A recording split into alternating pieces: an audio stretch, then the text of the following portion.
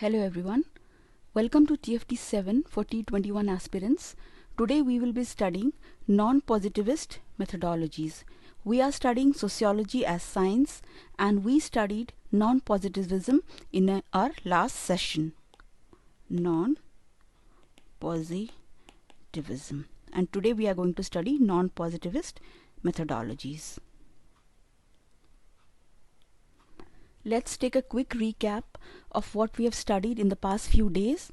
We studied that research methodology in sociology was of two types. First was positive methodology and second was non-positivist methodology. In positivist methodology, the sociological perspectives which followed positivist methodologies were functionalism and conflict theories. Functionalism, as you remember, it was given by Durkheim, and conflict theory by Marx. Second, in non-positivist methodologies, the sociological perspectives under it were interpretive approach given by Weber, phenomenology given by Schutz, ethnomethodology given by Garfinkel, and symbolic interactionism given by Mead. Today we will be studying the non-positivist methodologies. The first perspective under it is interpretive approach, which was given by Max Weber. Weber was influenced by idealists. Who were these idealists? Their ideas were prevalent in the late 18th century. They said that ideas are generated in the mind. They help in the construction of social phenomena. Thus, they are responsible for history. This means we see history in the form of different social phenomena. For example, we have war, famine. We construct an image of these events and they are recorded. Max Weber is also known for his theory of social action. This is his very important theory. Any social action, he said, is associated with meanings, and the work of a sociologist is to interpret these meanings. Okay? Max Weber gave 4 types of social action. According to him, an individual in a society was an actor and he or she undertook certain social actions. These 4 types of social action are given in this box.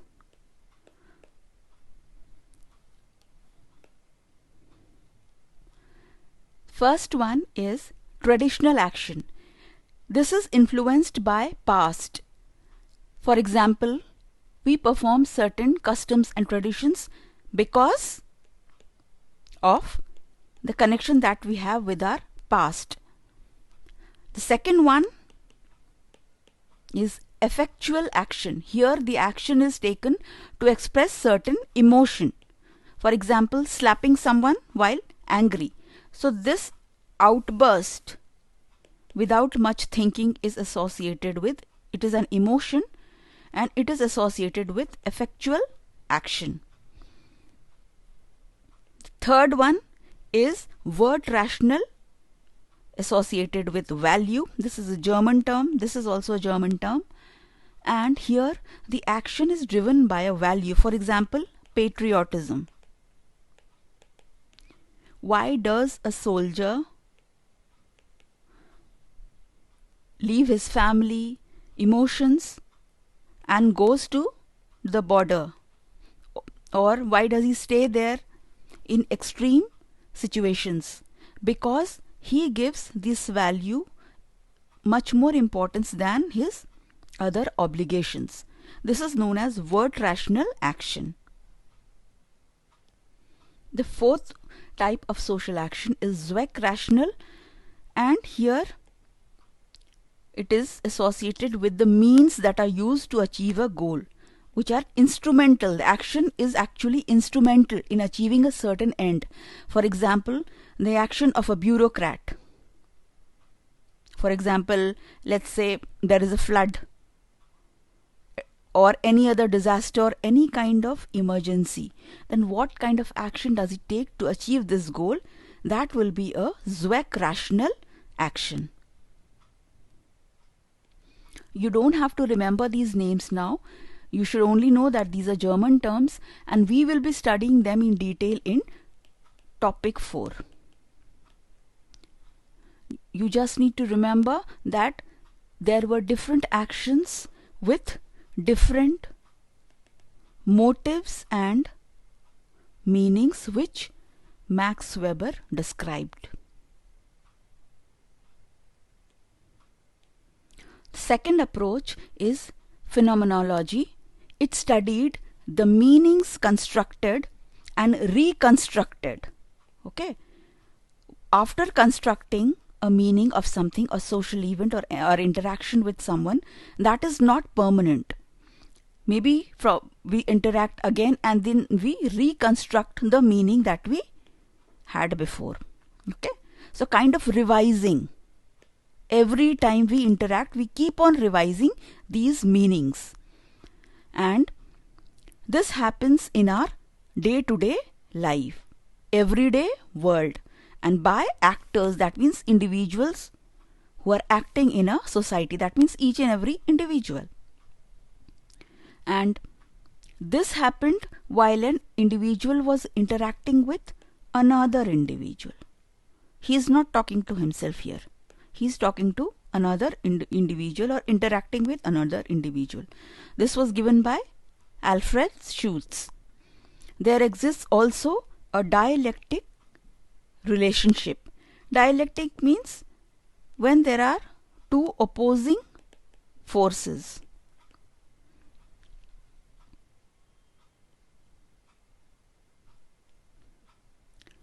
Okay. What are the two opposing forces? First one is we are trying to construct a social reality. On the basis of our interaction with other human beings, we are trying to construct a social reality. But we also have inherited certain external social and cultural reality from our past. Okay. So this is our present and this is our past. So our past will also try to guide or maybe try to superimpose on our social reality. So this kind of tussle keeps on going, and this is known as dialectic relationship. Okay. Now,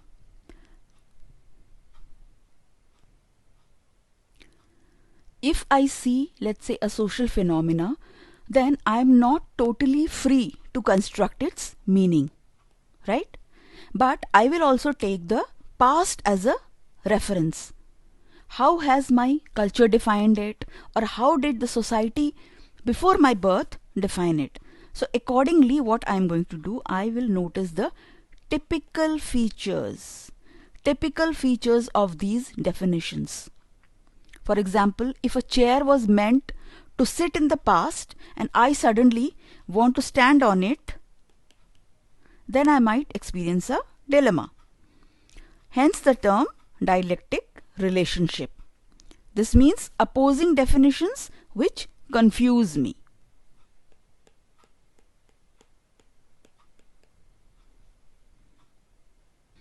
Here you should understand that typical does not mean unique or individual. For example, if I say the chair in my room is blue in color or it is wooden. So these are specific features of the chair in my room. But if I am going to go for a typification, what is going to happen? I will look at the features of a chair which are found everywhere. For example, it will have 4 legs, then it will have a back, it will have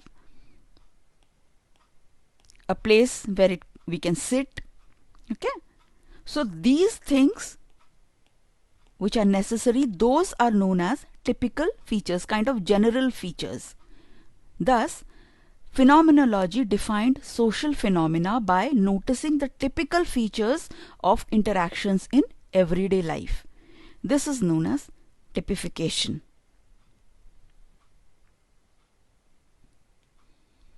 The next method is ethnomethodology. It is a people's method and it was given by Garfinkel. Here, the sociologist investigates how an individual constructs his or her social reality or social world. Here, the key parameter to measure everyday life is conversation. So, we analyze conversation in order to understand how an individual is constructing his or her social world. Every conversation has a meaning in a particular context, and every conversation is an action, right? This pairing of meaning plus context is known as indexicality. Okay, so a conversation is indexical, means it is having a certain meaning in a particular context. Now, in order to understand, in order to make sense of this context, what does the sociologist do? He or she jots down shorthand descriptions of all the contexts that are possible. 1, 2, 3, 4. He jots down, it may be this, this, this, this, this. This process is known as glossing. So actually what is happening, this is kind of revising the context. For example, a conversation, say I am saying that I am angry. So I am angry because there might be certain reason. Okay. For example, I did not score well in the test. That is why I am angry. But if the other person, a sociologist, sees me, then he or she is going to try to guess so many things. So this is known as glossing. And he or she will keep on revising. No, this might be the reason. This might be the reason. So he is actually trying to arrive at a conclusion that what might be the actual reason. This is known as glossing under the method ethnomethodology. Now both phenomenology and ethnomethodology, they have been critiqued mostly by positivists, and because they were said to deal with trivial topics, like topics which were not necessary or they were not of much relevance to the study of society. Also, they disregarded the notion of social structure. They said that it was man who was creating or constructing the social structure, social reality, and social structure had no role in this process. Therefore, they were criticized by the positivists.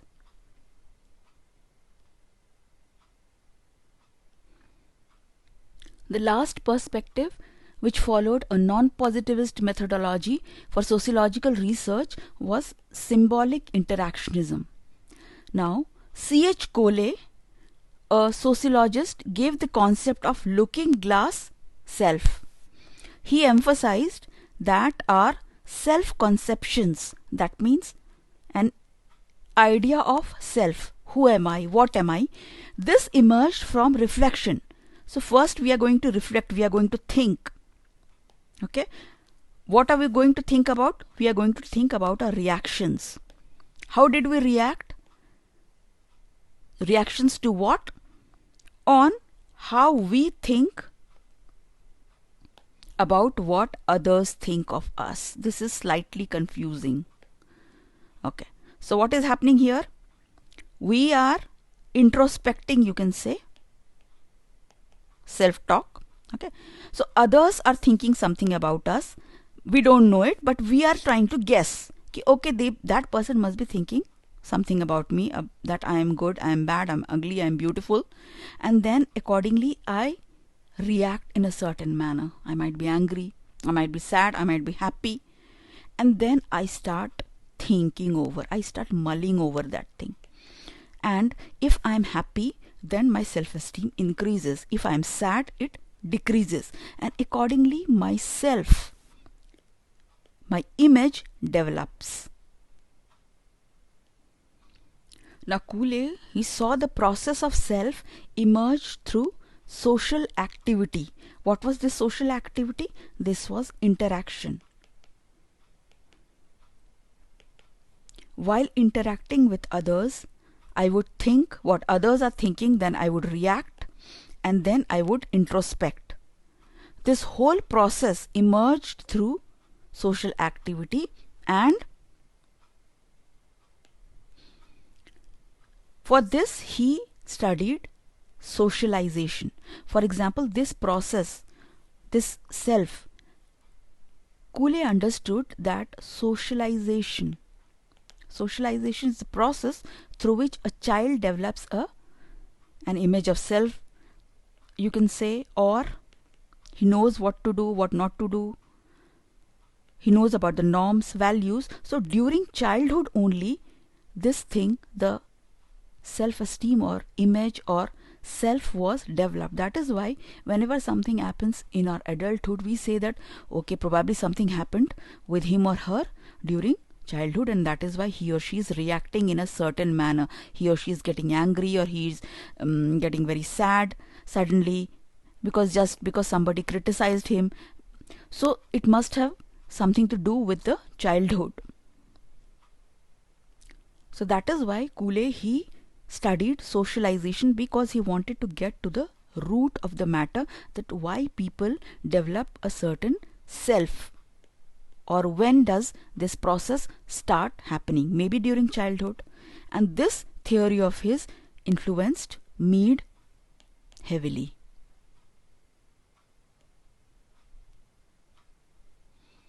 Okay, so Mead was influenced by the looking glass self concept of Cooley. For Mead, children develop through a series of stages. Which were the stages? There was a play stage and there was a game stage. Now what happened in the play stage? For example, during the childhood, a child knows only about family or relatives or neighbors. Mostly he is influenced by the family members and the relatives who visit him or her regularly. Now through interaction with them, what does he do? He starts role playing. He puts himself in his or his probably mom's position, dad's position, and he knows that he should act in a certain manner. When he's playing the role of a mom, then he will act in a very kind manner, and with dad he will be very strict. So during the play stage, the child is learning to orient himself to only few people, that means only discrete others or significant others. But as he grows older, he or she grows older, then comes the game stage. Here what happens? He will come across various people. For example, in school, teacher, playmates, in college administration, then in workplace, boss, colleagues. So now he knows that he should behave in a certain manner with his workplace mates, then his boss, then his flatmates. So he develops a sense of generalized other, the sense of self that he will present to the whole community or society. In this section or in this stage, what happens? He knows how to behave as a mom, as a dad, as an aunt, as an uncle. But here he knows how he should behave in front of the entire society. This was the game stage. Game stage. Now Mead's concept of the generalized other is very much important. This one is very important. What is Mead's concept of the generalized other? The generalized other involves the socialized aspect of the self. Okay. Now what is the self?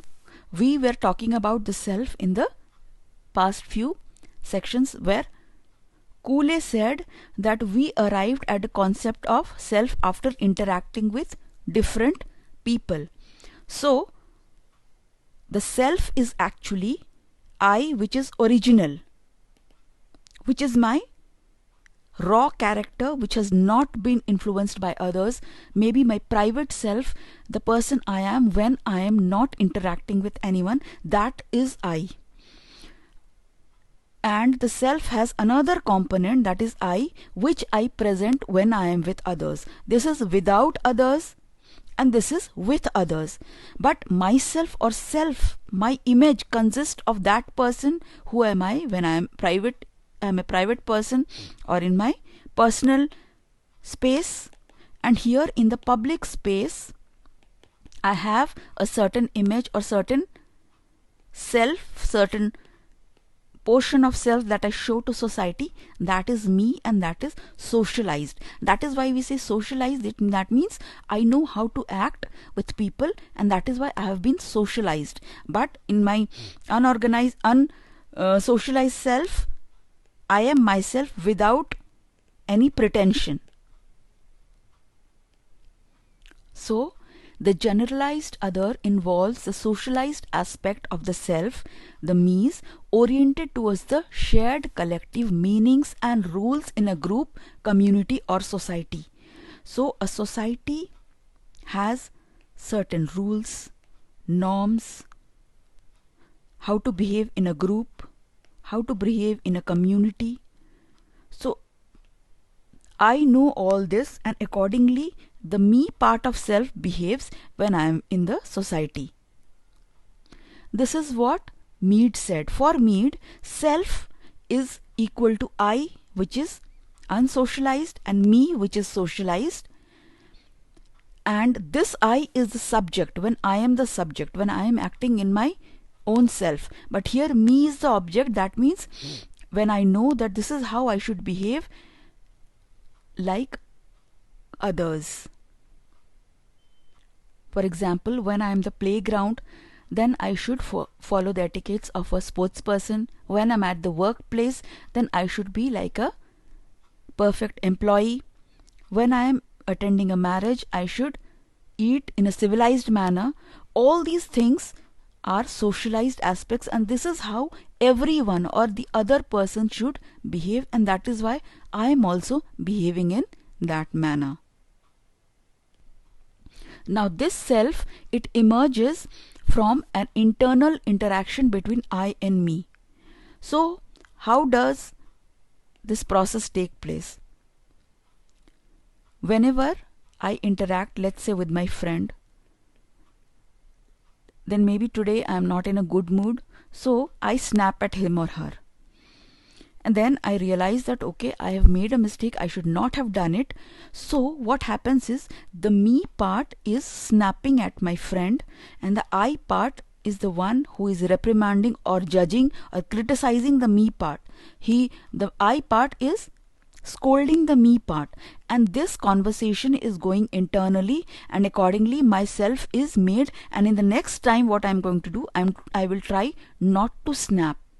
Thus emerges the complete self. So this process will go on a daily basis.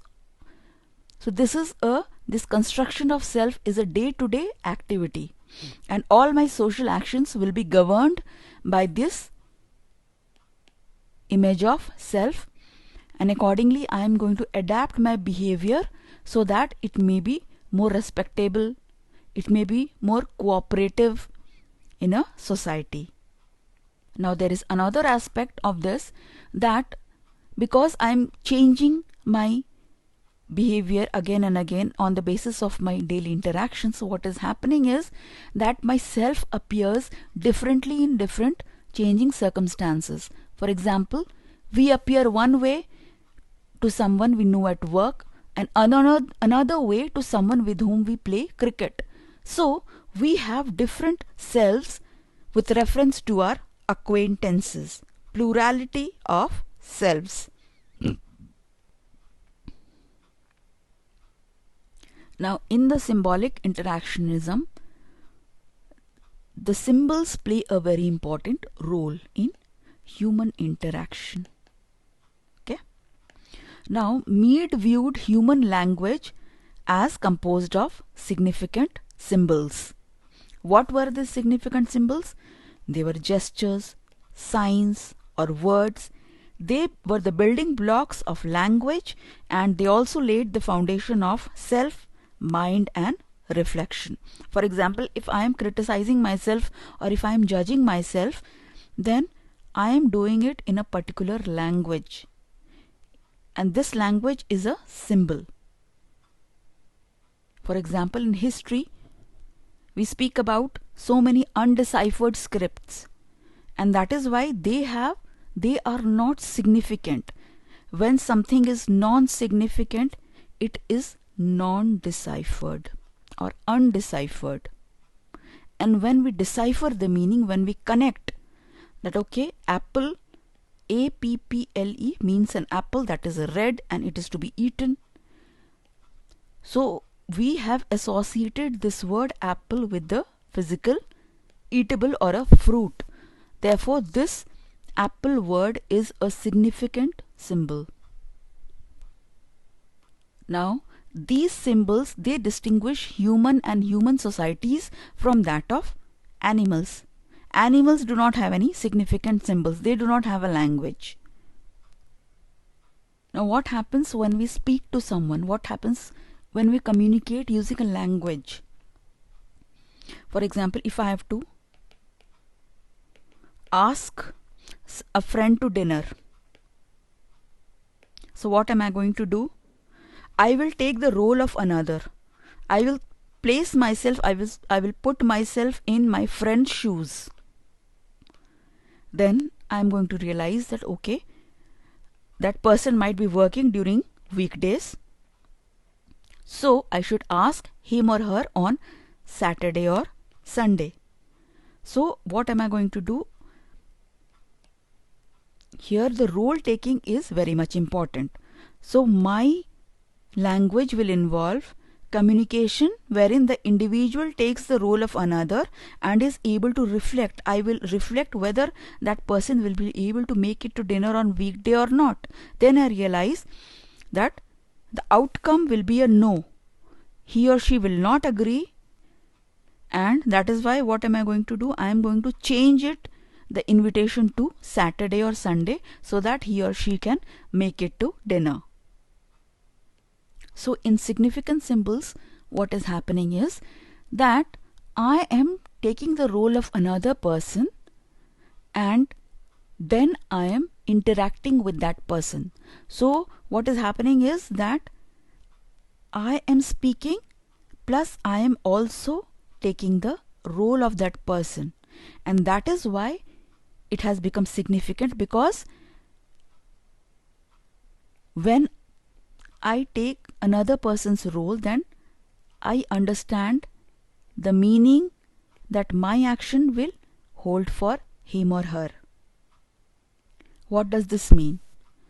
For example, if I want to sit on a chair, then if I want to invite some another person to sit on a chair, then he or she is going to understand what I mean when I say that I want him to sit on a chair. So we agree. We are thinking about the same thing. That is why this symbol or this language is significant. If I told someone to sit and that person is from another language and he thought maybe I am asking him to move the chair, then we are not agreeing.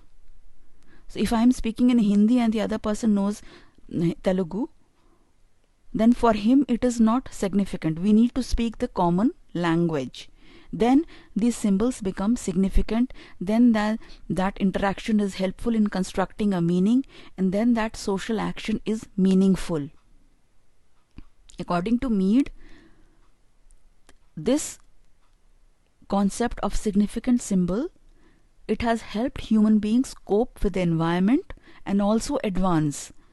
Because what happened, when people are speaking the same language, when they can communicate with one another, then they can coordinate with each other, they can go for joint actions, they can adjust with one another, and they can grow not only personally but also economically. For example, they have to come up with the plan for the nation, for building a dam, for taming the environment, for taking care of pollution, then it cannot be possible without these significant symbols, without words, without gestures, without language. So this is a slight introduction to Mead's concept of symbolic interactionism. Please do not be afraid, because yes, it is very difficult to understand, but we are going to do this in much details in topic 4. Symbolic interactionism has been criticized by other thinkers, mainly the positivists. They say that it ignores social facts like power structure and their constraining influence on human actions and interactions, like regulating, controlling. The symbolic interactionists, they ignore these. As per symbolic interactionists, man is in control of, man controls control of his or her action. And how? Through his thinking. His thinking is the guiding force, but it is not always so. For example, in a workplace, a person may or may not act in a certain manner due to specific rules and regulations, or the power structure, authority structure. If I am a subordinate, then I need to speak in a respectful manner to my superior. I may or may not do it voluntarily, which means that I have less control on my actions. This indicates the presence of social facts which are external and constraining in nature. Another point which was criticized was that symbolic interactionists, they focused only on small face-to-face interactions and not society as a whole. So this point was not welcomed by the positivists. Thus, all 4 non-positivist methodologies have certain pros and cons. We need to be aware of the basic idea of each, the thinkers associated, and the critiques. This completes the positivist and non-positivist methodologies. Tomorrow we will be studying fact, value, and objectivity. Now for this topic you will be reading Nitin Sangwan chapter 2, and you can read Ritzer after studying Nitin Sangwan. Please read a few times, highlight, underline, and then prepare notes. Do not just prepare notes after one reading. No.